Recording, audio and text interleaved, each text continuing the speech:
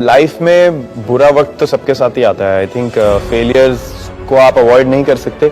जितना भी हम अवॉइड करना चाहें, आप ना तो फेलियर को अवॉइड कर सकते हैं, ना आप सक्सेस को प्रिडिक्ट कर सकते हैं।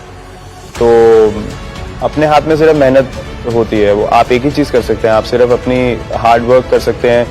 आप कोई भी डिसिप्लिन हो, आपके घर में कोई इशू हो, या आपके वर्क प्लेस में कोई इशू हो, या स्पोर्ट्स में हो, या पढ़ाई में हो, सिर्फ मेहनत एक ही तरीका है, मेहनत करना। तो मैं इसमें बिलीव करता हूँ कि अगर आपका एटीट्यूड ठीक है तो आप किसी भी सिचुएशन को टैकल कर सकते हैं। तो वो मेरे लिए एक चीज़ बहुत मैटर करती है। और उसके बाद जो फेलियर है वो I think over a period of time मुझे अब समझ आया कि उन चीज़ों से आप सबसे ज़्यादा सीखते हैं। सक्सेस से आप सीखते नहीं है, क्योंकि सक्सेस के बाद आपको लगता है सब सही है, तो आप इधर उधर देखना बंद कर देते हैं कि मेरी गलती कहाँ थी, या मैं कहाँ इंप्रूव कर सकता हूँ या कर सकती हूँ।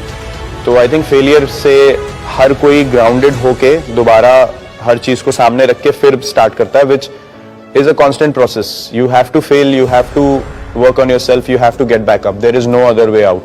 You can't succeed and say अभी आज मैंने परफॉर्मेंस कर दी, मैं इतने साल खेल लिया, अभी कल से मैं नहीं खेलूंगा। ऐसा नहीं होता। या तो आपको छोड़ना पड़ेगा, अगर आपको रुकना है, खेलना है, काम करना है, पढ़ाई करना है, जो भी है, you have to keep doing this. उसके अलावा कोई ऑप्शन नहीं है। और कमिटमेंट भी दूसरी, अगर आप कोई चीज़ कर रहे हैं तो उसको पूरी कमिटमेंट से करिए, वरना उसको करने का कोई फ़ायदा नहीं है। वो फिर आप सिर्फ अपनी सेटिस्फैक्शन के लिए एक समय तक करते हैं। उसके अलावा आपकी उस चीज़ की तरफ ऑनेस्टी नहीं है, तो वो परस्यू करने का फ़ायदा नहीं है। नहीं, क्योंकि आप अगर कोई चीज़ पैशन से करते हैं तो मुझे नहीं लगता कोई भी चीज़ उसको रोकने में आपको प्रॉब्लम देगी या आपको वो करने से रोकेगी। तो यही था कि मतलब क्रिकेट मेरे लिए सब कुछ है, और ये मैंने बचपन से ही सोचा है। तो मैं एक स्पोर्ट के लिए डेडिकेटेड था।